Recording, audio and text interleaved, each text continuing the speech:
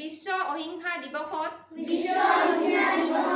সমগ্ৰ বিশ্ববাসীৰ লগতে আমিও অন্তঃকৰণেৰে শপত লওঁ যে আমি ব্যক্তি আৰু ব্যক্তি সমষ্টিৰ মাজত শান্তি বৰ্তাই ৰাখিম। আমি প্ৰকৃতিৰ সৈতে সহাৱস্থান কৰিবলৈ প্ৰয়াস অক্ষুণ্ণ ৰাখিম। আমি ভয় আৰু পক্ষপাতৰ পৰা মুক্ত হৈ সত্য আৰু ন্যায় প্ৰতিষ্ঠাৰ বাবে প্ৰস্তুত থাকিম। আমি আমাৰ ব্যক্তিগত আৰু সামাজিক জীৱনত পৰস্পৰৰ মাজত প্ৰেম আৰু অহিংসাৰ পথেৰে আগবাঢ়িম।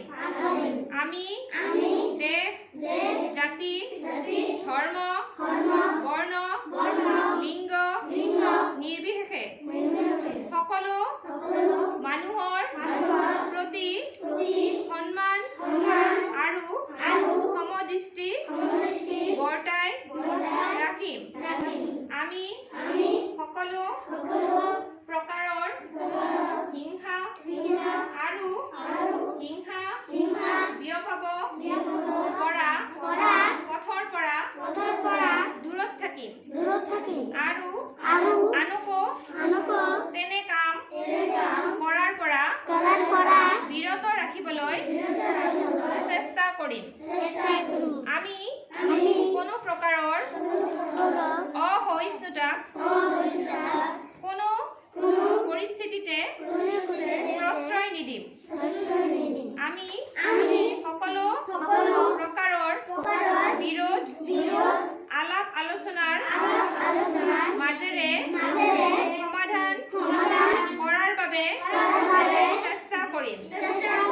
আমি পৃথিৱীত শান্তি আৰু সমন্বয় ন্যায় আৰু সমতা প্ৰেম আৰু একতা ভাতৃত্ববোধ প্ৰতিষ্ঠা আৰু প্ৰসাৰৰ বাবে সৰ্বতোপ্ৰকাৰে নিজকে নিয়োজিত কৰিম বুলি সংকল্প ললো।